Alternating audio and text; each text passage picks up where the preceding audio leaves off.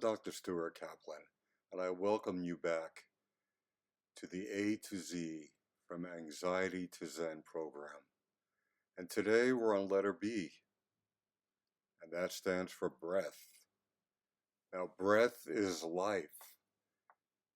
It's so obvious we often overlook it, but the truth is, how we breathe can dramatically affect our health, our energy, and even our state of mind.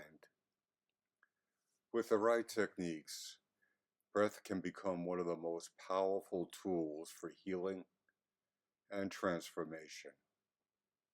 I'd like to share a little of my journey with breath.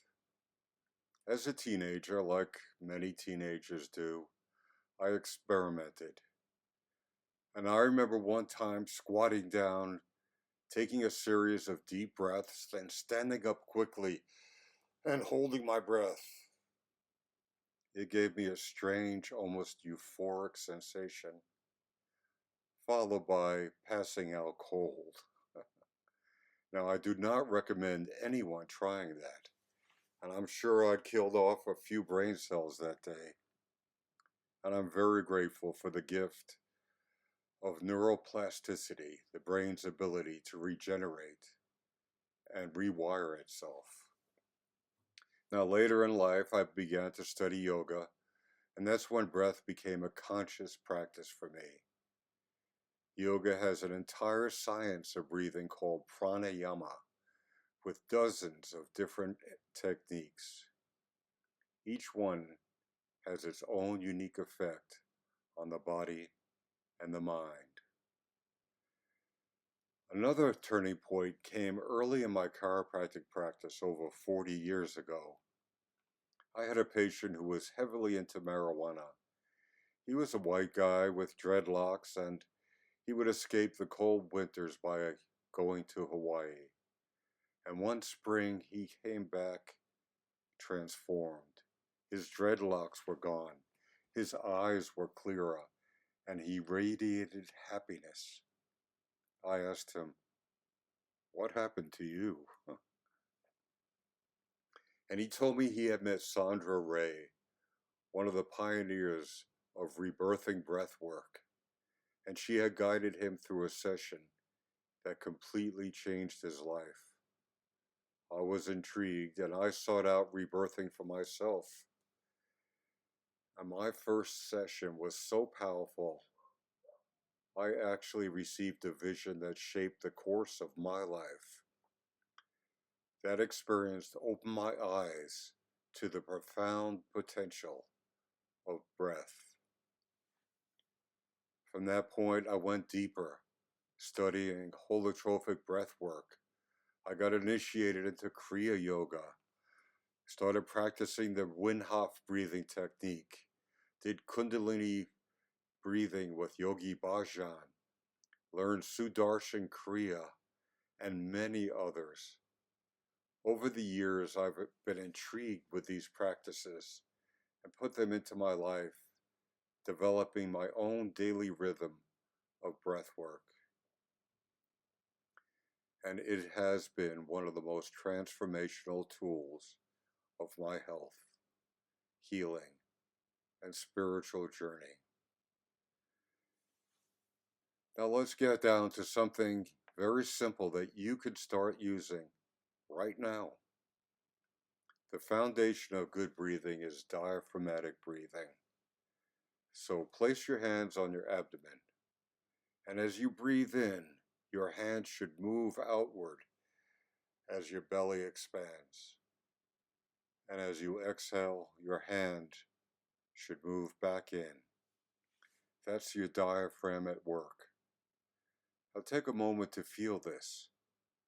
Take a deep, full breath that expands not only your abdomen, but your rib cage and even lifts your collarbone slightly.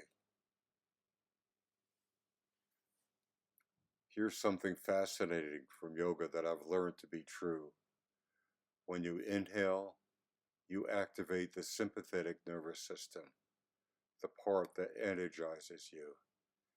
And when you exhale, you activate the parasympathetic nervous system, the part that relaxes you. So if you want to calm down, lengthen your exhale. For example, breathe in for a count of 4, breathe out for a count of 8. When possible, always breathe in and out of your nose. Another very powerful technique is alternate nostril breathing.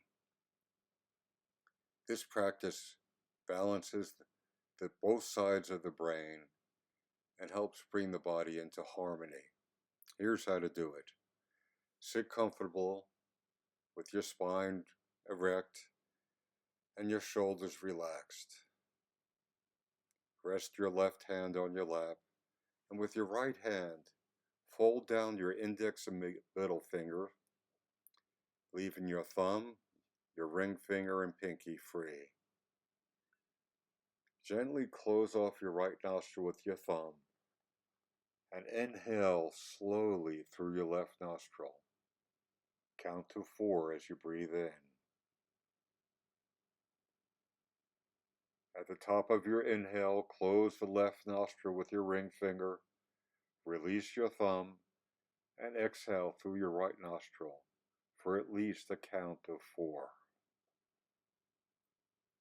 Now inhale through the right nostril, again for at least a count of 4. Close the right nostril with your thumb, release the ring finger, and exhale through the left nostril for at least a count of 4. That's one full cycle. Now on your own, continue to practice this for 3 to 5 minutes and gradually lengthen the exhale. Now these are simple techniques, but don't mistake their simplicity for weakness. They are extraordinarily powerful. And let me close with a very powerful lesson from one of my teachers, Swami Satchidananda. I once asked him, "What breathing technique do you do?" And he said, "I do my best that with every breath I take, I am serving others." I found that to be the most powerful breathing practice of all. If you want true health and happiness, breathe with love, breathe with service, and breathe with connection to others. So thank you for joining me today. If you found this helpful, please like, subscribe, and share your thoughts or questions in the comments below.